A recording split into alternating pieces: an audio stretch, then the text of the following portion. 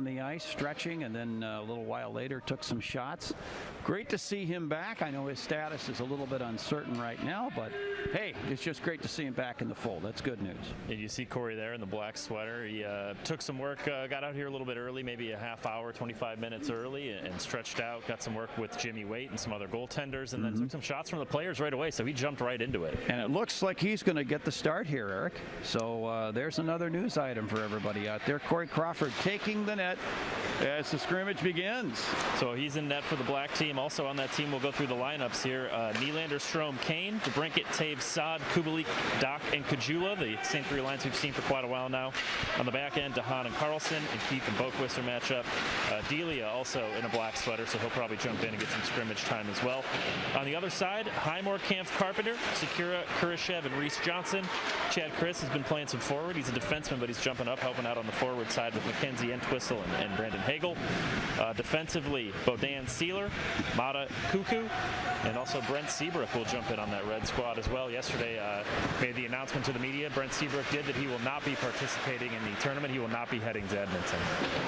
Yeah, but it's great to see him back out there, and he just stepped on the ice. You know, it's great to see Brent back out there and at the very least, participating in this kind of a situation. And you know, with the surgeries that he's been through and the recovery and all of the, you know, accompanying therapy that goes with all of that, it's amazing just to see that he's here. So good for Brent. You know, I should apologize to the Seabrook family the other day when you and I were on, Eric. I failed to mention the fact that Brent was one of those guys that had won 3 Stanley Cups with the Blackhawks. I mentioned Taves, Kane, Keith, and Brandon Saad and Corey Crawford with 2. I was talking about playoff experience, but Brent Seabrook, a little note for everybody.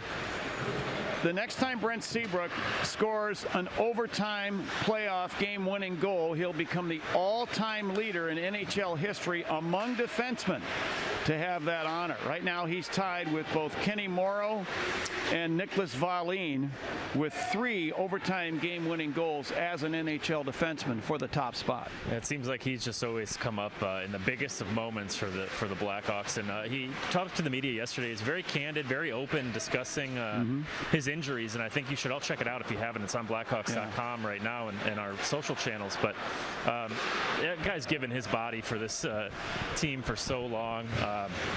Said he had trouble sleeping for 5 years. His shoulder was so bad. Trouble tying his shoes or tying his kids' shoes, getting out of bed. And I mean, the guy really put his body on the line for this team and finally got some things cleared up and just said, you know, I'm not quite there yet. I'm not quite ready for playoff hockey to jump back in. Yeah, and you know, to his credit, Eric, I'll stay on this for just a second. To his credit, he's the kind of guy with a level of character where he was going to give it a shot. Now, before any of this started, and I'm talking about the camp, he very easily could have opted out and said, you know, nah, I'm not going to play for, you know, my own reasons or for family reasons or for whatever. He could have just said at that point, nah, I'm going to opt out. I'm not going to be a part of this. And nobody would think any the less of Brent Seabrook for doing it. But he decided to give it a shot and see where he was. And in his mind, he's not ready. And that actually is a way of, it's a little strange to say this, but it's a way of helping the team because he's not at 100%.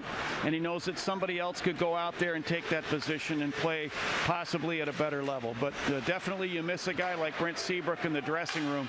Brings a lot of leadership to the Chicago Blackhawks team. Here's Dylan Sakira. We saw him with a hat trick a couple days ago. One of those depth guys that's really stepped up. As Corey Crawford makes a nice glove save there. Yeah, and a challenging shot, too, from Nicolas Baudin from the high slot area, and he was going for the top right corner. You saw Corey beat him with the gloves, so that's a good sign. I mentioned it in the top there, John, but good to just see him jump right back in right away. Yeah. Maybe you don't know where his status is or what conditioning level is, but to see him jump right out and immediately start taking shots from his teammates warming up and to jump into the scrimmage right off the bat is just a great sign. It really is. You know, a guy that has won 2 Stanley Cups for the Blackhawks. That 2013 Cup, you know, I know that there were doubters. There was a writer in Boston that during the Stanley Cup Final Series with the Bruins, the writer said that Crawford had a weak glove hand, that was his debit. And I think Corey took it upon himself, without actually telling anybody, I think he took it upon himself to prove everybody wrong. And you'll recall at the parade, Patrick Kane, who was named as the Conn Smythe Trophy for the most valuable player in the playoffs, he went to the podium and he took the belt that the boys give each other after the wins, and he said, Patrick Kane, I think this was a really classy thing. He in so many words, he said, the real Conn Smythe Trophy winner was Corey Crawford. And of course, Corey made the infamous speech shortly thereafter, but nobody really will hold it against him. And I think it's just a wonderful memory that these guys were together for that cup and then the one that followed in 2015. So Corey's going to get a handful of practices in here as we assume he's on the list to head out to Edmonton tomorrow. So yeah, they'll land in Edmonton and practice tomorrow. Monday's a team off day, Jeremy Carlson announced, but they do have ice time. So you'd imagine Corey would be out there with some of the Black Aces or taxi squad, whatever the term this year will be. But he's going to have a handful of days to get up and ready. Obviously, Wednesday's a scrimmage against St. Louis, but before that, Saturday, August 1st, game one, he'll have some time, maybe about a week, obviously, to get out there and get ready. I can't see Corey Crawford taking any time off. Just knowing him the way that I do, I can't see him taking any time off unless he's resting some kind of an injury that we don't know about. Maybe the doctors would tell him, no, take this day off. But knowing Corey, he would want to be out there working on his game and getting himself ready to be the starting goaltender for the Blackhawks. And by the way, in this scrimmage, if you look down to the end that the camera's pointing, Malcolm Subban, the backup goaltender, who may end up being the starter in game one against the Oilers, he's in one net and you got Corey in the other. So right now, by all appearances, you got your two goaltenders that are going to fill out the roster in net in this scrimmage. I thought Jonathan Toews said something interesting the other day when he was talking to the media that it takes him a lot of time, he said, to get ready. Jonathan's obviously a peak physical condition, works out really hard, plays a really hard game on the ice, but said it takes him a while to get ready, and he's noticed that Corey, throughout his career, he's a guy that seems to be able to just hop in, hop back, and jump in and be an all-star caliber player. Sure. I mean, there's definitely physicality involved with playing in the goaltending position, Eric, but I think the goaltending position, really maybe more than any other, is, I would say, 75% mental. I mean, you really have to be razor sharp in your focus when it comes to taking the net and, the expectations of the shooters and positioning and all of that. And, you think about the duress on the body for 60-plus minutes, and if, any of the games in the playoffs go to overtime, they play until there's a winner. And so that could be 3-4 more extra periods. So mentally, you have to stay sharp, and I think Corey Crawford is among the best in the NHL at that. We've talked about a lot of guys here getting healthier. The Blackhawks as a whole are getting healthier at the right time. Calvin Dehaan is just about to hop over the boards in a black sweater. He's been back for a few days now from a family emergency. Great to see him back. Connor Murphy's not participating in the scrimmage, but he's been participating in practice, getting his legs back under him from an injury that he talked about yesterday, which you can see on Blackhawks.com right now. So the Blackhawks are getting healthier, John. Yeah, it's good to see, and the timing is right. You mentioned Murphy. You and I were standing here up top where we are in our broadcast position, if you want to call it that, here at the Fifth Third Arena. And before any of the rest of the boys came on the ice, Murphy, who had been practicing on the adjoining rink, he came through the doorway and he dropped to his knees and he did his goal celly, which, when you're goofing around like that in a serious kind of a situation, I'm not going to condemn Connor in any way. That's not where I'm going with what I'm saying. What I'm saying is that he feels good enough that he was able to just sort of hit his knees and pump the fist and put on a show for the boys. So I think that's a really good sign. And by the way, Connor Murphy is one of 13 players, Eric, on the Blackhawks roster that has no playoff experience. Several years with the Arizona Phoenix Coyotes, and coming to the Blackhawks, the years that he's been here, the team has not made the playoffs, but this will be his first playoff experience, and I know he's exciting. A lot of young talent on defense in the pipeline of the Blackhawks organization, but when you look at this tournament here coming up in a week, John, this is a better team with Calvin Dehaan and Connor Murphy healthy. No question about it. You know, you mentioned those two. If they are a tandem, and I think they'd be a very good tandem, you know, you got those two as, you know, maybe they're the second tandem. Maybe Keith and Boquist are the top tandem. But if that's your second pairing, I think you could point to some similarities from the 2015 Cup where Nicholas Hjalmarsson and Johnny Oduya were a pair in that second pair, and they played an important role. And the other guy I'm going to throw into the mix, Olli Maatta, 2 Stanley Cups with the Pittsburgh Penguins. So this isn't his first rodeo. He's going to be a guy that knows what the expectations are in the playoffs. A big collision there. Kirby Dach and Dylan Sakira. Dylan hit the brakes behind the net, and Kirby couldn't stop. But they're both right back up on their feet. Oh, the blessings of being young. That hurt you watching? Yeah, a little bit. I thought about, well, no, I'm not going to go there. But just good to see they're both back up and skating and continuing on. And a good pace, by the way, to this scrimmage. I'm glad to see that the guys are, I don't know, maybe I wouldn't say that they're at 100%, but I think they're very close to it. So Lucas Carlson's paired with Calvin Dehaan here on the back end as you see the Saad, Taves, and DeBrincat line out for the black team. Yeah, great to see. This kid handling the puck, by the way, Blackhawk fans, that's Brandon Hagel. He was the MVP of the Rockford Ice Hogs, and he came up and he played the last game with the Blackhawks before the season was truncated due to COVID-19. Hagel played against the San Jose Sharks. I only got a little bit of a look at him, but from the limited data that I see on this kid, I want to see more. I think he's a kid that will end up in the Blackhawks lineup sometime, possibly, you know, this year, but for sure in the coming future. He's a former Calgary Hitman of the Western Hockey League and just a great all-around player, and he brings a lot of a competitive spirit to the lineup. Patrick Kane with the puck, working around Corey Crawford. We've seen this line quite a bit throughout this this whole training camp. Alex Nylander, Dylan Strome in the middle, and Patrick Kane on the right side. Yeah, if you watch them, you see that they seem to have that spatial awareness that's so necessary, you know, where one another are, where they're headed, the sense of anticipation. There's a nice pass from Strome ahead to Nylander. And one thing I've noticed about Nylander is that he's been using his speed to play better defensively. He'll pressure an opponent in a tight spot, and a good stick to, you know, quickly move in and take away a passing opportunity or a passing lane, passing option. So I'm going to be looking for more of that from Alex, you know, in these upcoming playoffs. He's young, he's got quite a bit of speed, and you wonder, you know, who will match up against the line that Connor McDavid's going to center. Well, you know, it's possible you'd see Nylander out there because Nylander's got some great foot speed. A nice puck possession there on that shift by that line. Didn't end up in many chances or a good look on net, but some good puck possession by that line. Yeah, they're moving it well. I think, truthfully, Eric, I think all of the lines have shown great cohesion. Obviously, this is a training camp scenario. This is not a situation where they're playing another NHL opponent, but it just seems like there's chemistry on all 4 of the lines.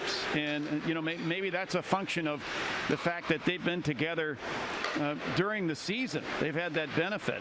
And then they've had a little bit of rest, a mental break, obviously, with the delay because of, you know, the COVID-19. But now that they're back together, they're all energized, and they understand the philosophy of head coach Jeremy Colleton. So they're putting it to use, and it's just great to see how they seem to come together.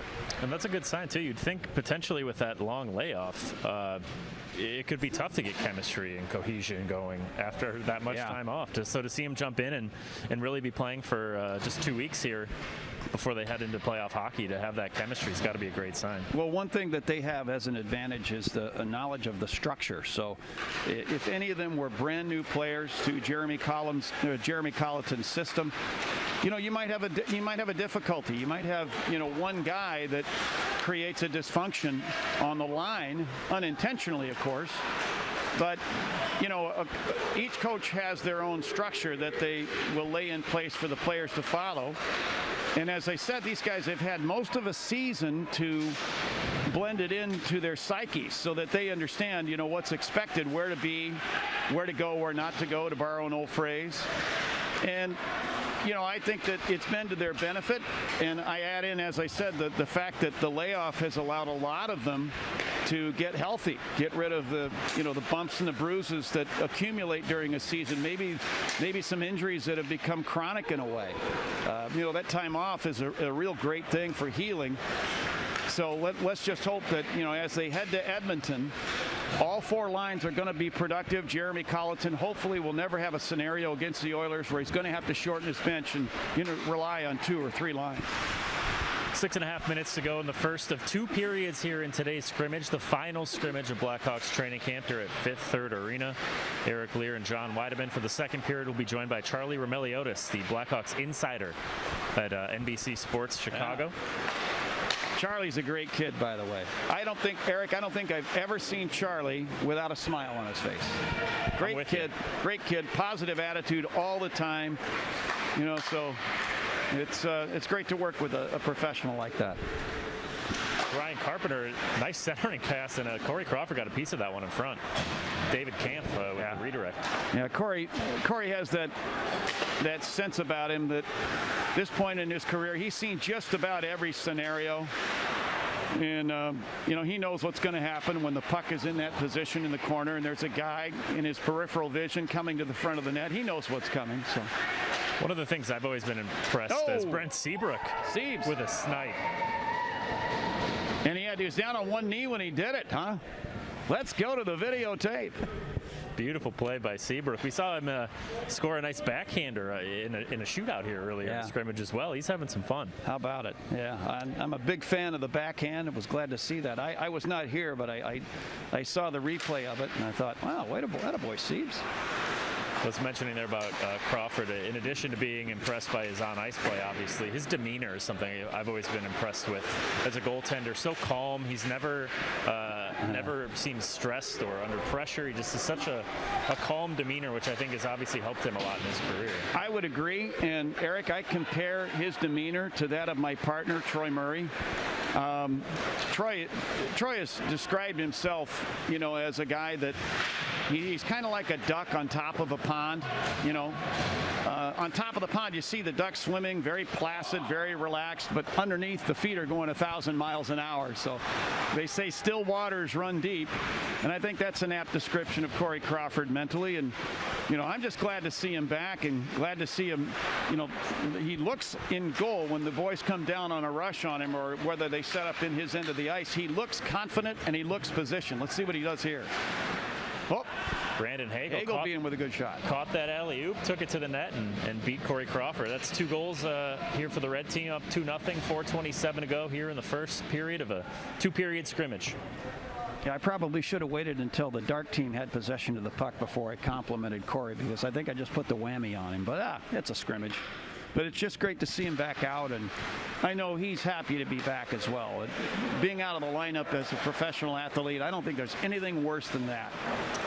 Been in a lot of scrums, interviews, post-game in the locker room in my time here with the Blackhawks. The one thing you always hear goaltenders say is they want to see pucks. The more pucks that they can see, the better they feel. Sometimes in a period, you know, they'll see 3 shots on goal. Corey always says he doesn't like that. He wants to see more pucks to feel more comfortable. So I imagine Corey's looking sharp now, but once he gets more time, more pucks throughout this next week, he'll feel even better. Yeah, I think you're right. The other thing that comes to mind with that thought is when the team does leave tomorrow for Edmonton. I mean, not that they haven't been conducting business here. These are their jobs. These guys are paid to play in the National Hockey League, and they're the best in the world. But when they get on that charter and they travel, they really get that sense that they're there on business. And you can see the focus of these guys when they do travel. I mean, they like to have fun. Everybody knows that. But they know that they're out on business. And so their demeanor, and I think really their whole attitude will change, you know, as soon as they get to that charter and settle in and realize what's going on. 3 minutes to go here. Corey Crawford with a nice glove save a little bit ago on a 2-on-1. Now the black team down 2-0 as the puck. Great to see Calvin Dehaan back, by the way. We haven't talked much about Calvin, mentioned here and there. One thing about Calvin that I don't think that the fans all know is that he has microbrews. He has one here in Chicago, not a microbrewery, but he has a microbrewery. I think it's in Ontario, and it's kind of his hobby. Just outside of Ottawa, yeah. And I understand it. I don't drink anymore, so I wouldn't know. But the people that I know that have sampled it say it's very good. It was Rhys Johnson with that last goal. That's 3 for the red team. Yeah, Rhys Johnson. Haven't really spoken a lot about him, but definitely a kid that's trying to make the NHL roster, and I'm sure that little showing right there, that'll be something that'll give him some confidence going forward.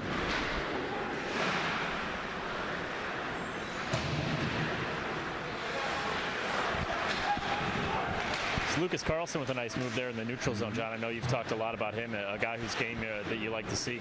I do. I like Lucas a lot. I think, and I mentioned it on one previous broadcast here with you, that he reminds me a little bit of Nicholas Hjalmarsson in the way that he makes what I believe are good decisions with the puck. He doesn't get rattled.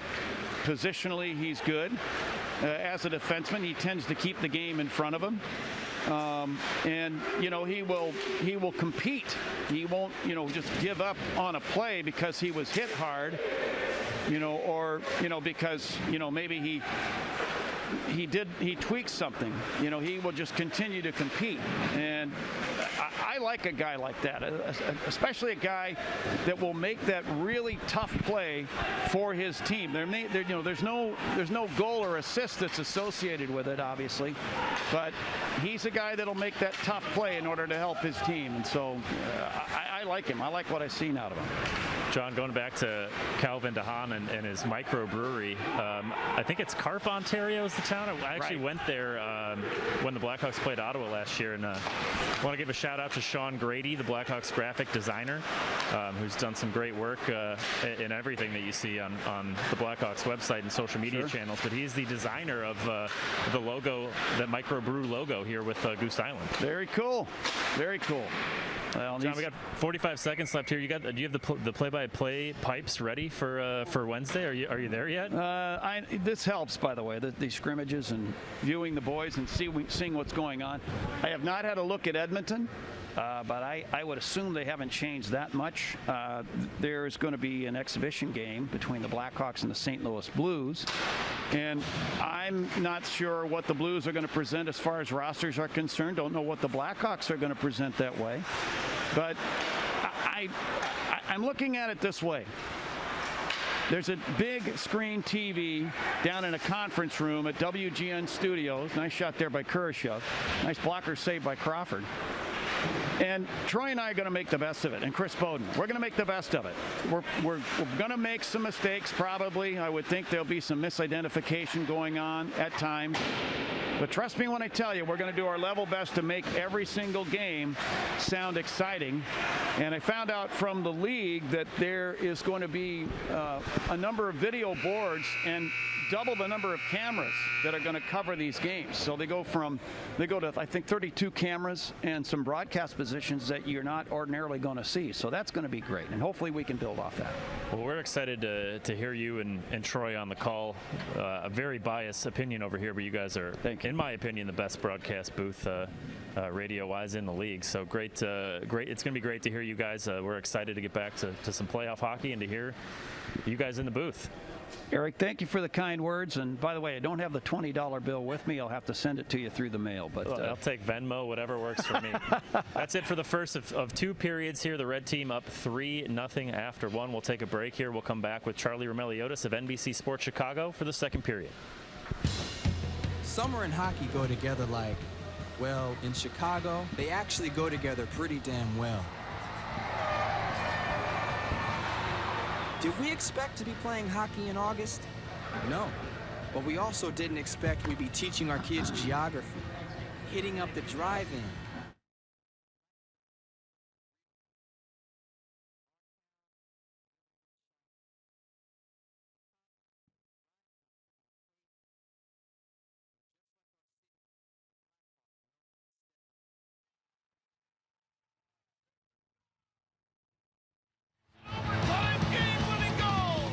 Summer hockey is here. Let's celebrate our city, our team, each other, and let's have some fun.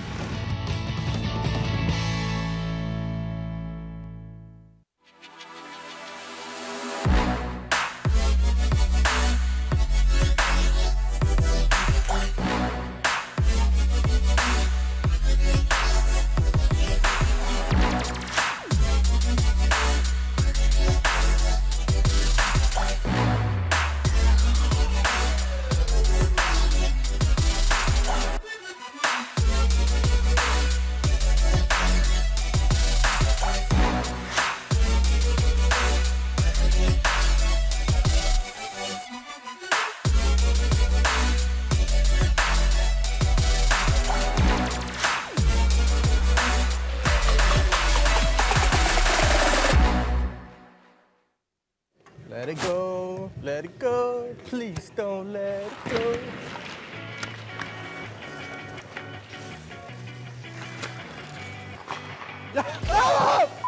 What's love Got to do, yeah. Donkey boy, give us a dance. Let's see the dance here. Give me some energy with that dance move. Rock, nah, got to do. Hey, mic check, 1, 2, mic check. Thank you. You good, Twister? You good? Rookie.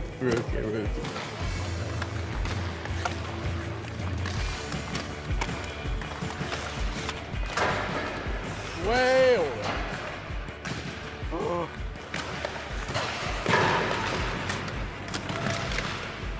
Oh, go ahead, Kempy. You got it? No? Hey!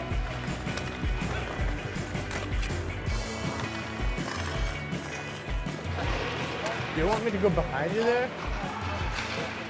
Just play hockey. I like it.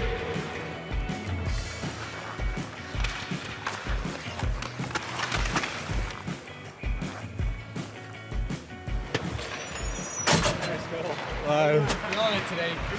You've been getting so many bucks. Mic'd up, that's why. That's the got to do, what the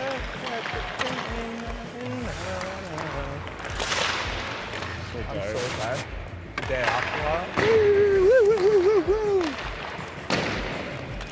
Stop! Yeah, you want it? What? You want it? Stupid. Don't touch my puck.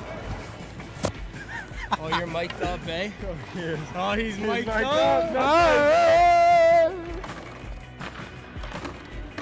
Don't worry about it, Macker. We got it. We got it, Macker. We got it. You good? We got it. Oh, hey.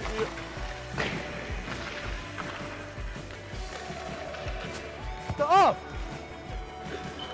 Yeah. Hey, you want it? Hey. Why did you go after me? Why are you going after me?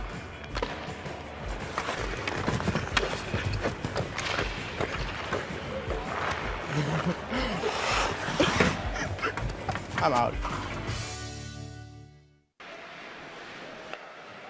Beautiful pass, Alex, to break it. Got to the slot there, threw it back to Dylan Sakira wide open to tap it in. Yeah, and we all remember when Dylan scored his first goal, how excited he was about it.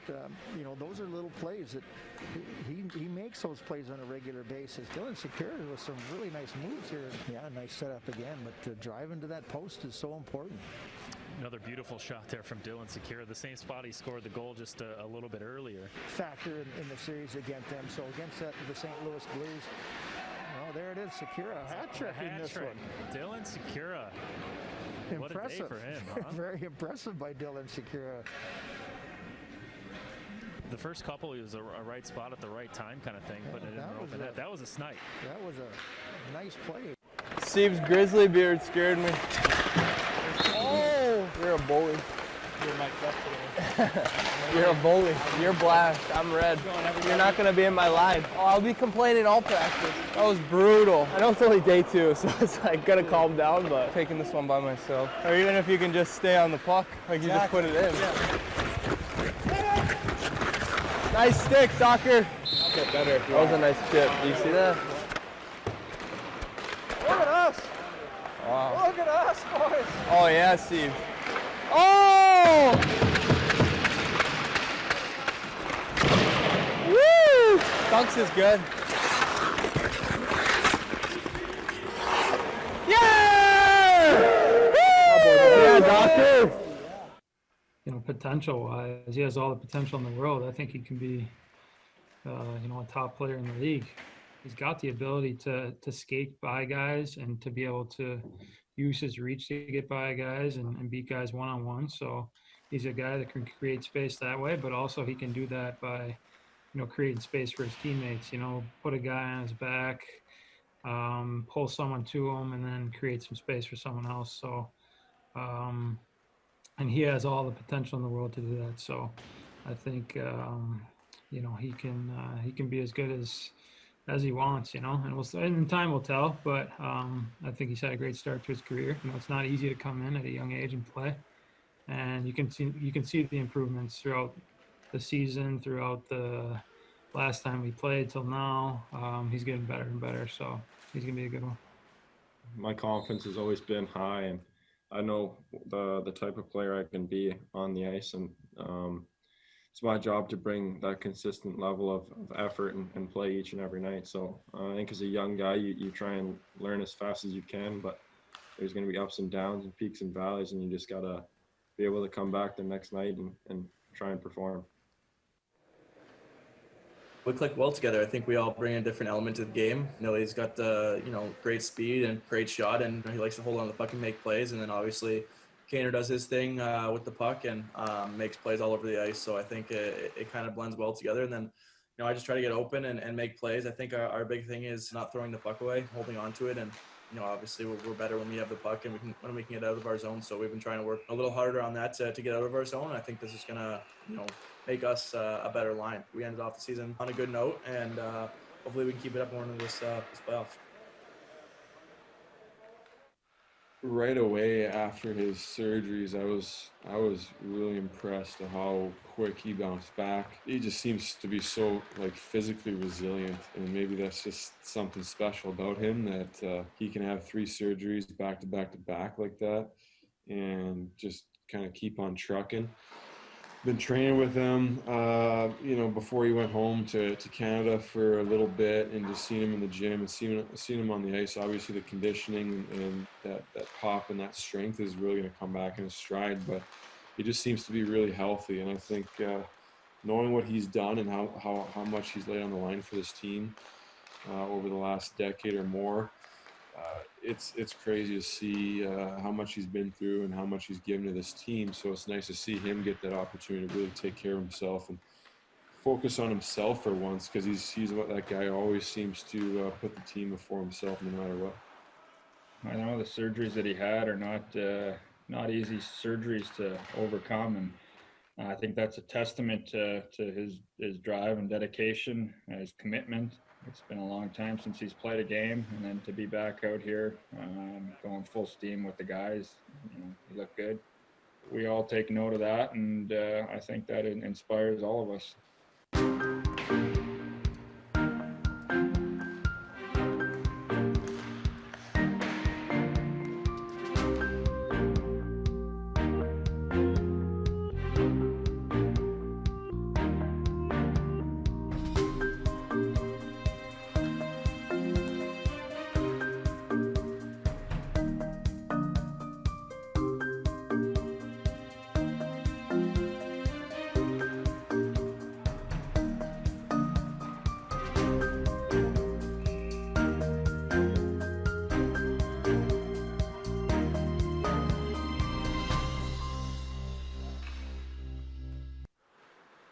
I mean, it's definitely kind of nice. I was joking with a couple of guys today. It's just kind of a long bye week almost. I think the guys on our team, I mean, I was pretty impressed. There was a couple mistakes in practice today, but it was a lot better than I thought it would be. Guys seem really ready to go and excited to play hockey, and I think guys have been doing a really good job of taking care of their body and getting ready for this. So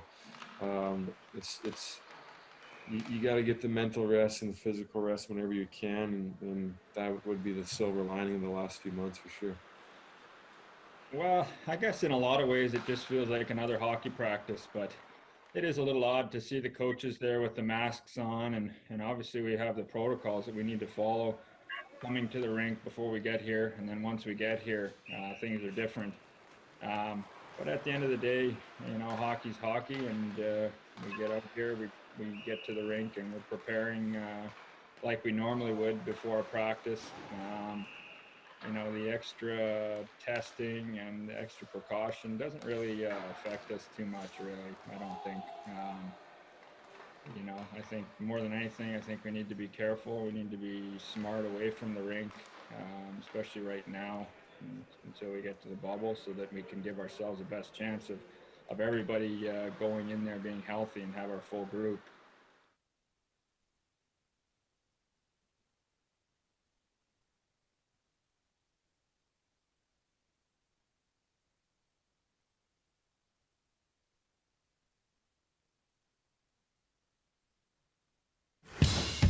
Summer and hockey go together like, well, in Chicago, they actually go together pretty damn well. Did we expect to be playing hockey in August? No.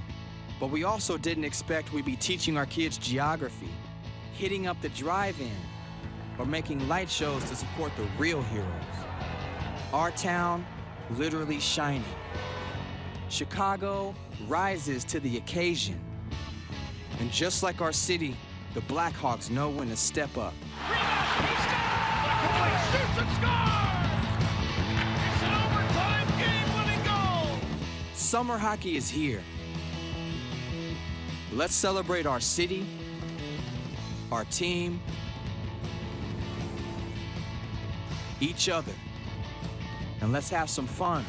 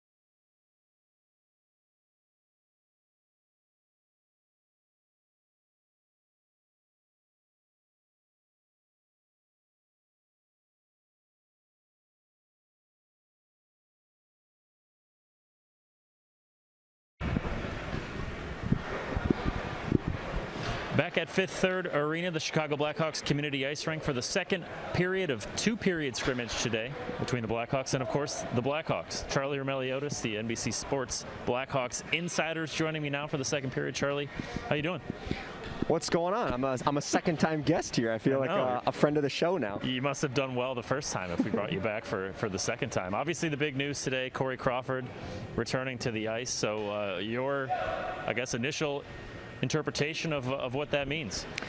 Yeah, it's obviously great news for the Blackhawks, especially the fact that they leave for Edmonton tomorrow, and all signs point to him being part of that trip with the rosters being finalized. And obviously it changes things significantly for a Blackhawks team that has gotten second life. And obviously you look at some of the metrics and the stats, and they're not the greatest defensive team, and Corey Crawford has been one of the guys that has masked a lot of those flaws. And so if you have him kind of as your last line of defense, that changes things significantly for the Blackhawks.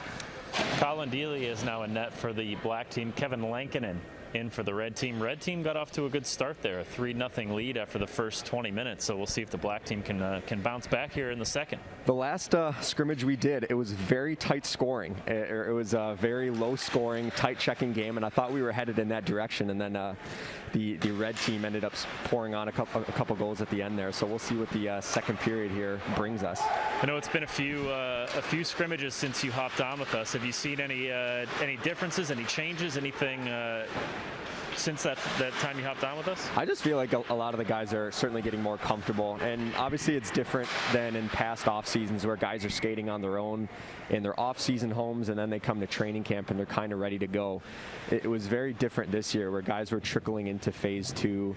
Obviously there were that core group that were there since day one, but we really didn't know what guys were doing on their own, and for most of it they were quarantined as well, and they weren't able to skate. So I think we're seeing that now as we enter the final day here of training camp in Chicago, where guys certainly look more comfortable, and their conditioning is getting up to speed as well. Talking with John Weideman in the first period, a lot of Corey Crawford talk, as you would imagine.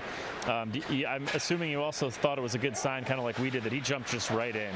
He went on the other rink here and did some work with Jimmy Waite, but then also saw shots from players, jumped right in for that first period. You have to think he's feeling pretty good and pretty confident to be able to hop right in like that. Yeah, absolutely. I'm sure he wants to do everything he can to be ready for game one against Edmonton. And poor Kevin Lankinen was in net to begin with, and Corey Crawford was like, I'll take this first period. You can have the second period, and I'm sure it was nice to see, because Corey wants the net.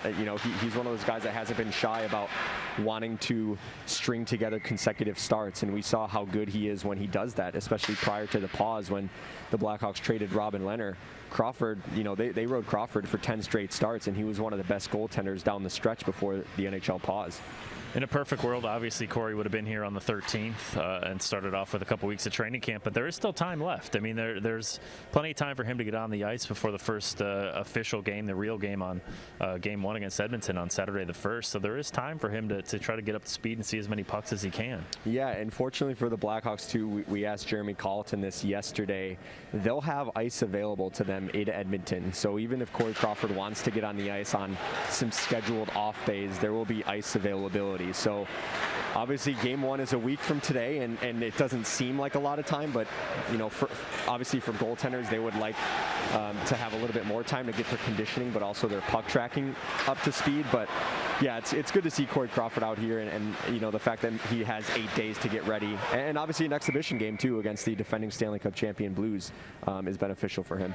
I think it's also good with the expanded rosters to note you can still have an additional goalie than what you would be able to in a regular season. So you'll have likely Corey Crawford, Colin Delia, and Malcolm Subban. So you've got some options, and I think that the bright spot is obviously that Corey's here and there's time, and we'll see what happens ultimately when the team gets set to take the ice there a week from today. But some options in that. Yeah, and it'll be interesting to see too how the Blackhawks handle that exhibition game against the Blues. Like, do they want to get Corey Crawford the whole game, or would that be unfair to kind of throw him in there, because we don't know exactly if he's been skating prior to phase 3 or what exactly he's been doing, and also, do you want to make sure that these other goaltenders are up to speed, in case they do get called in the Edmonton Oilers series. So Yeah, it's good to it's nice that they do have some expanded rosters, and obviously league-wide too, where you kind of have a backup plan if things go sideways. Also, the news came out since we last talked that Brent Seabrook decided he will not be heading to Edmonton, will not be a part of the Blackhawks roster for the bubble.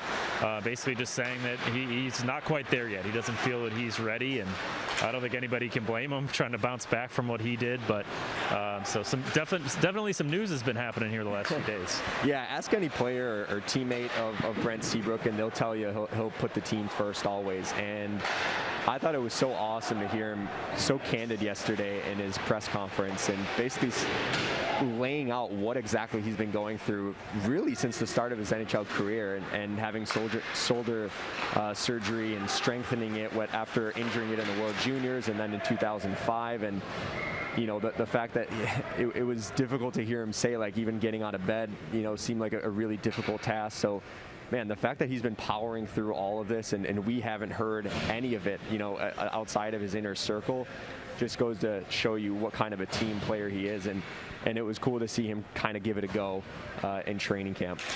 Dark team picks up their first goal of the game. It looks like they just wiped the scoreboard clean. So the score doesn't really matter here anyways, Charlie. It's kind of like whose line is it anyway? We're just, you know, we're playing to have some fun. The points don't matter. Get back into it. But Brandon Saad threw one in the back of the net there off of a shot from Kirby Dach. I'm trying to see here if they did change up the teams, but it doesn't look like they did.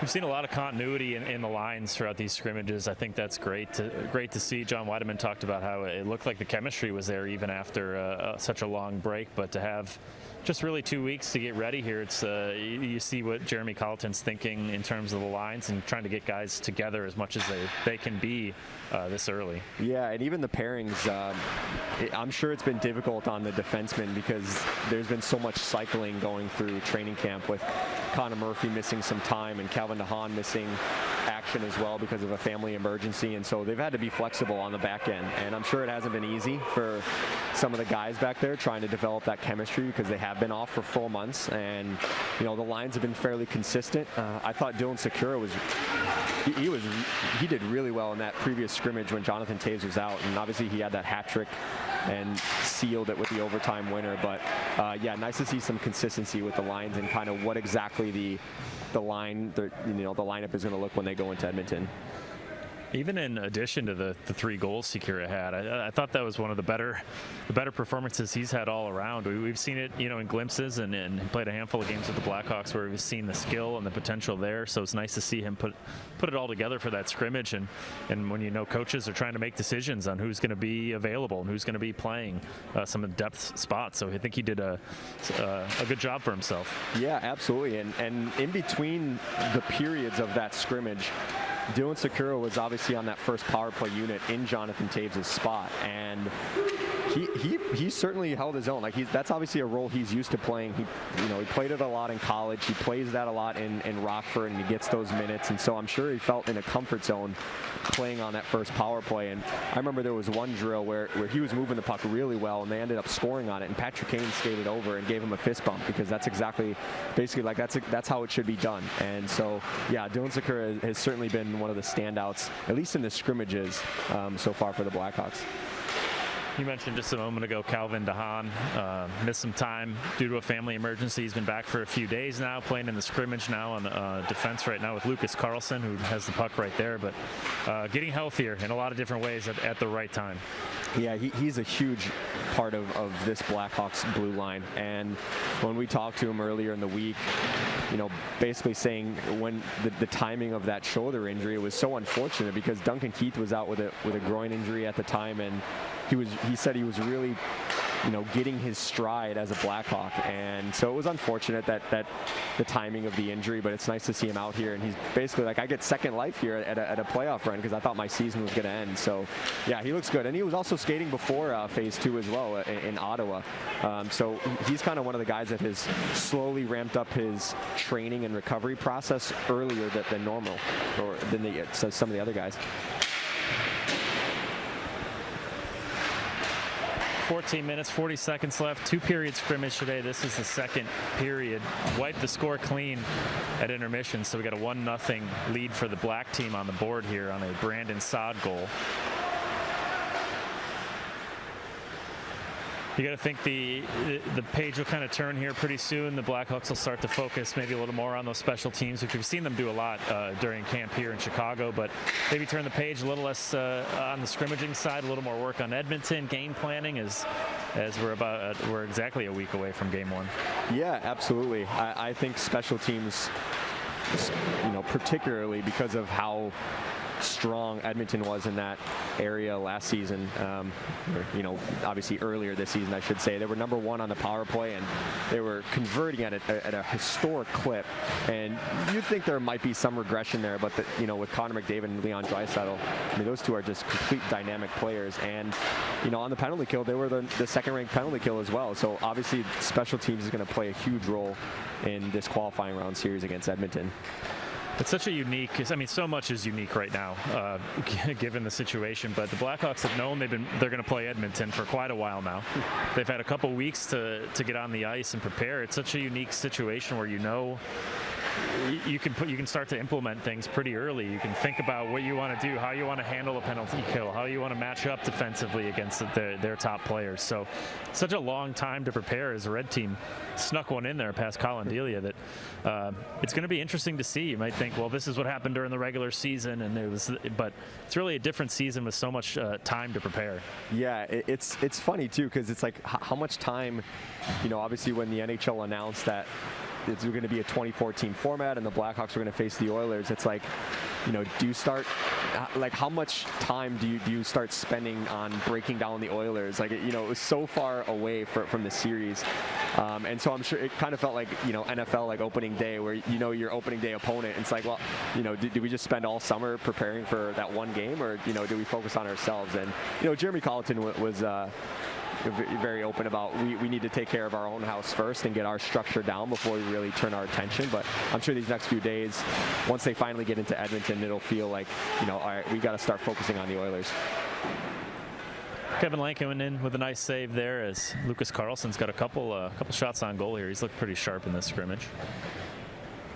Yeah, Kevin Lankin he had a really good start to the season in Rockford, and I think he deserved a fair shot at a training camp look here with Corey Crawford out, but he had that shoulder surgery in March that I'm sure, this training camp for him is really just about making sure that he's ready to go for whenever next season starts.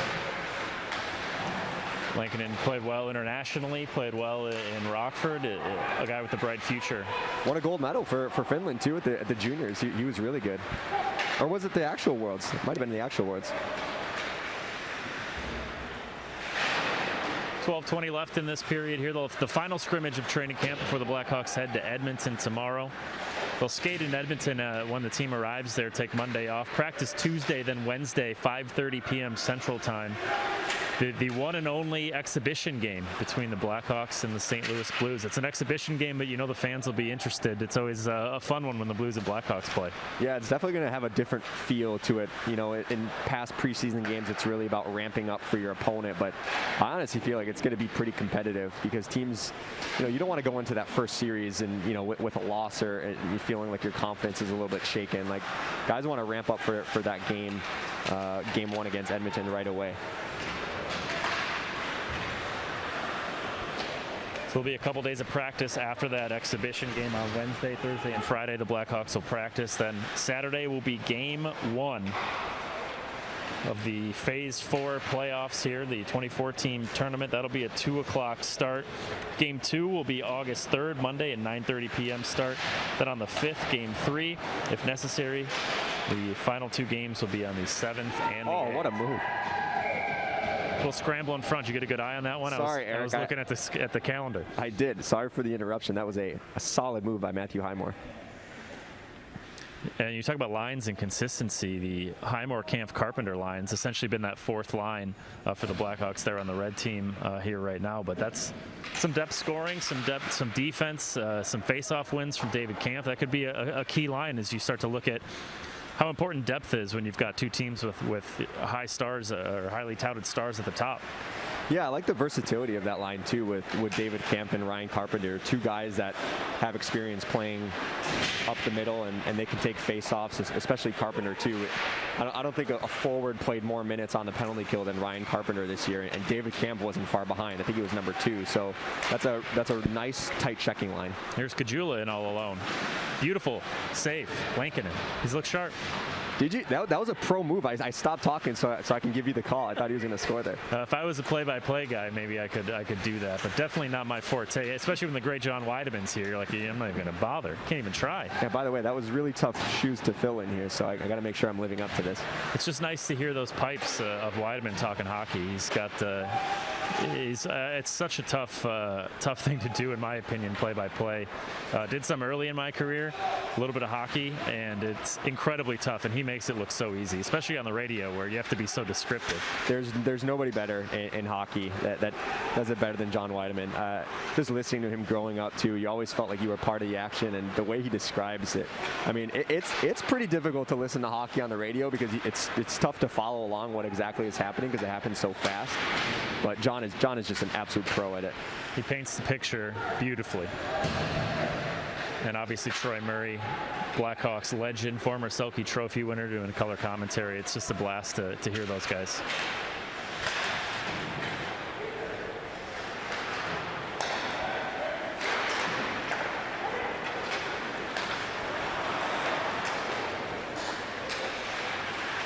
This line, we've seen Jonathan Toews centering. Nice move there to dance around with Saad and DeBrincat. DeBrincat a couple days ago said, yeah, he maybe didn't have the numbers that he wanted to during the regular season, but he still felt like he was doing the right things. He was in the right area, getting pucks to the net. They just didn't hop in for him. So you got to hope, given what we've seen early in his career and the numbers that he can put up, that things will start to trend back to that level for DeBrincat. Yeah, I mean, historically, you just look at every level, the OHL, the NHL, like he just scores goals, and I'm sure it was hard on him last year because he likes, being productive, and I know his shooting percentage wasn't as high as it normally is for him, but I expect that to go back to normal. There is some sort of regression, or there should be a bounce back season next year. It's Philip Kurashev with the puck behind the net, gets it over to Rhys Johnson, who scored a goal in that first period. Kurashev's been a name we've said a lot here in these scrimmages. Might be on the outskirts of seeing some ice time there in Edmonton, but you gotta be happy with what you've seen of him, Charlie, and thinking the future is bright for Philip Kurashev. Yeah, absolutely. You kind of think of what the Blackhawks got out of that Ryan Hartman trade, and you kind of forget that he was one of those draft picks used, and he's kind of one of the unsung or the private what wins of those trade, because he has been one of the standouts in Rockford, and unfortunately his season got cut short because of an injury, but he's certainly, ask anyone in the management group and the coaches, and they feel like he's a solid piece up front for the Blackhawks organization. Duncan Keith with the shot on goal there, right in the crest of Kevin Lankinen. 7:43 to go here in the final period from Fifth Third Ice Arena, the final period of the final scrimmage before the Blackhawks head to Edmonton and get rolling.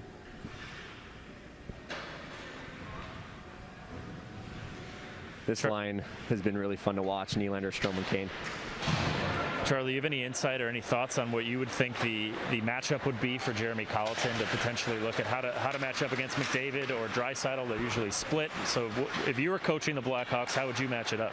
Yeah, it's actually funny you say that, because I remember there was an Edmonton Oilers reporter that came into Chicago and asked Jeremy Colleton whether it's difficult or more difficult trying to defend Connor McDavid and Leon Draisaitl apart or together, and it kind of stopped Jeremy Colleton in his tracks, because he's been getting that question about, do you want to put Patrick Kane and Jonathan Toews together? And he's like, they'll play apart and they'll play together, and so it kind of does present interesting matchup challenges, and I think those top two lines essentially are going to cancel each other out, and the series honestly could be decided by the depth scoring, the third line and the fourth line. But it will be interesting, because obviously as the road team, you have to put your lineup in first, and the home team gets to match up with that, and so Edmonton will have the luxury of doing that in game one, and so we'll see how the Oilers and Dave Tippett and his staff lines up first, and then I'm sure the Blackhawks will adjust accordingly, and then it'll be interesting to see how the Blackhawks reciprocate too when they're the home team and they get the last change. Shout out to our friend Gary, who's watching the stream. That was his question. I tried to, steal it, make it look like it was my own. I knew what I was doing, so thanks to Gary for that. And thanks to everybody for tuning in. It's been a lot of fun to bring you these live streams for the past couple weeks here at Fifth Third Arena. I keep saying excited. We're all just excited to get back here and watch some meaningful playoff hockey, and we're getting close. Yep, it'll be almost around this time, game one. We got that 2 p.m. puck drop on that Saturday, so I guess we're training our brain for next Saturday to be watching hockey on the couch all day. Just saw a beautiful play by Kirby Doc, getting through some traffic, throwing a backhander on net. I know we've obviously sung his praises for a long time, and we finally heard Brent Seabrook speak to the media the other day, and just everyone who's been asked about the play of Kirby Doc or who stood out to you at camp, everyone to a T has said Kirby.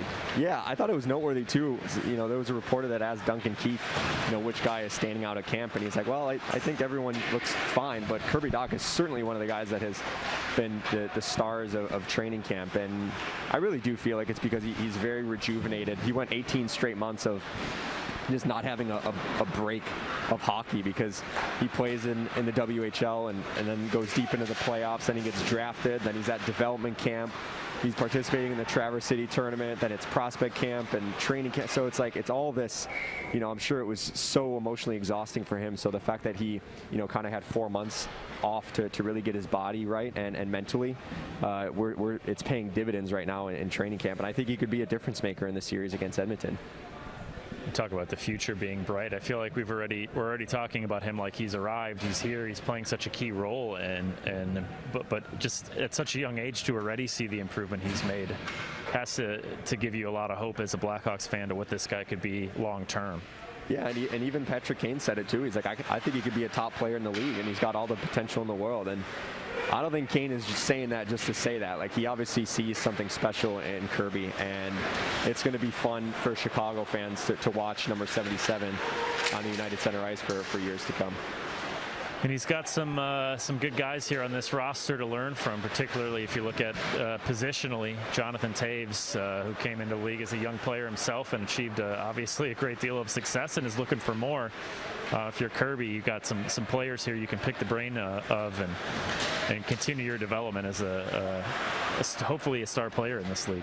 Yeah, I guess the problem Chicago has is they have a lot of quality centers in Dylan Strome and Jonathan Toews and Kirby Doc, and Toews is obviously good problem to have. It's a good problem to have, and I know faceoffs aren't the strength of that, but when you talk about just up the middle, being able to line up Kirby Doc, it's like Kirby Doc is your third line center. That's a pretty good, especially if he ends up performing really well this season, taking that next step. That's going to be a real solid 1-2-3 punch up the middle for the Blackhawks. But another question here for you from a Facebook viewer, Chris Lounsbury. Who will be the surprise player to see ice time in the playoffs? Who do you think? Ooh, that's a good question. Sorry, I'll cut you off here. I was going to tee up. We talked about what? Talk a lot about Kurashev lately. Mm-hmm. Is he a guy? Is Sakira maybe a guy who's coming on strong, who we've seen at the NHL level? Yeah, I was going to say Dylan Sakira, and obviously we don't know exactly how it's going to play out. Like, obviously there could be injuries and, guys that get opportunities, but I think Dylan Sakira, you put him in the right role and maybe put him with the right guys, and he can be a guy that, really steps up, especially given the role he played in Rockford and the minutes he eats on the power play and at 5-on-5. I think he could be a guy that could step in seamlessly, and I know he hasn't participated in the Stanley Cup playoffs yet, but he's used to playing in the NHL, and he has experience doing that. I think being a skill player, we saw it at Northeastern. He was a Hobey Baker finalist, played on arguably the top line in the NCAA that year with Adam Gaudette, who's now in Vancouver. To get some skill, if he is a bottom six guy, to have some skill to go with some more sandpaper guys could be a good opportunity for him. Yeah, and you guys did a really nice job documenting that and the Blackhawks signing him, and I believe, Eric, you were a big part of that as well, so kudos to you and the team for providing a behind-the-scenes look at Dylan Sakira and his journey to Chicago. I have a soft spot in my heart for him after following him around at Northeastern, so I'm pulling for him. Another question here from Darwin Peters. Will Strome play center or will he play wing? Yeah, I think he'll definitely play center to start. We saw Obviously, he did play wing earlier in the year, and he was going through some inconsistencies as far as production goes, and so head coach Jeremy Carlson, they wanted to move him to wing to kind of alleviate some of the responsibility that centers have, and maybe it frees him up to be more offensive minded. But I think he's definitely going to get a shot here at center, a second line center with Patrick Kane and Alex Nylander, and they were really good right before the pause too. I know they're together here and they look good in camp, but that was one of the better lines for the Blackhawks before the NHL went into a pause because of the pandemic.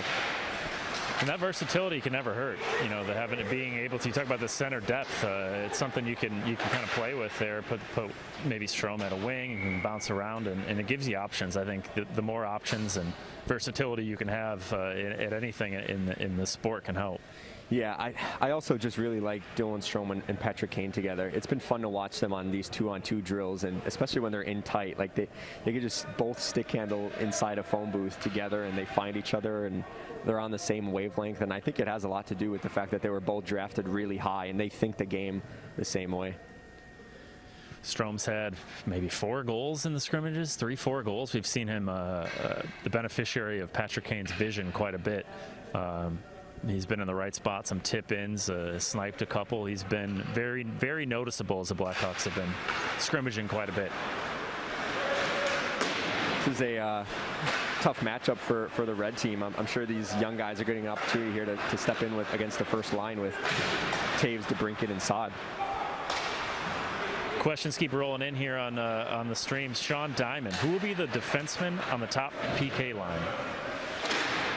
Yeah, we have seen Calvin Dehaan has been, obviously since his return, he's been getting some penalty kill work, and obviously Connor Murphy is one of the guys that logs a ton of minutes on the penalty kill, and so I think Connor Murphy, Duncan Keith, and Calvin Dehaan are the 3 guys, and obviously Brent Seabrook is one of those players that's on the penalty kill as well, and he won't be participating in this postseason, so maybe that 4th is up for grabs, whether it's an Oli Mata or a Slater Cuckoo. But it's really nice to have Calvin Dehaan and Connor Murphy back in the mix, specifically for those defensive matchups, because those are the guys that eat up the most minutes. Nice play by Strome to force a turnover. Gets it over to Keith for a blast just wide. Been singing Strome's praises, and he almost cashes one in there. You heard us. Seems like the possession game is there. We see this line on the ice quite a bit, and the possession game seems to always be there.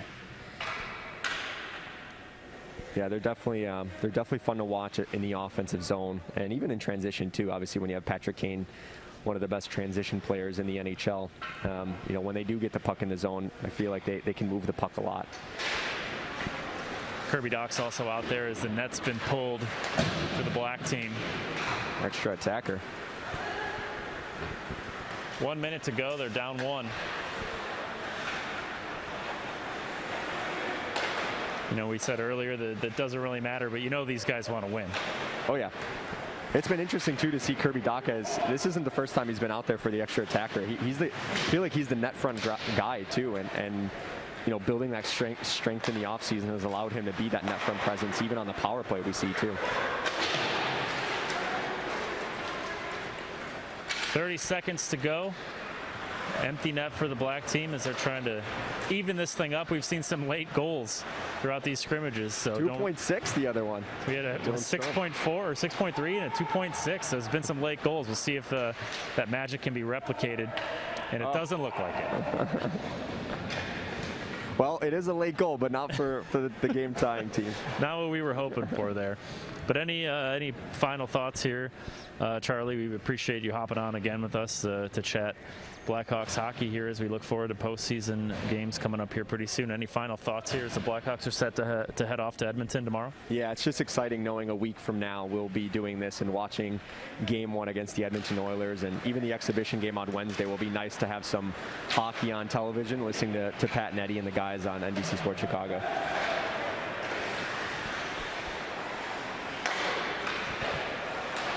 Time winding down here. It'll be a 3-1 final score here as that wraps up the scrimmage portion here of Blackhawks training camp. Thanks for tuning in. Thanks for joining us throughout the week. Charlie, thanks for your time as well. And the Blackhawks head off to Edmonton tomorrow, so we'll tune in throughout the week. And a lot of practices. We have that scrimmage against St. Louis on Wednesday. before Game 1, 1 week from today against the Edmonton Oilers. Thanks for tuning in.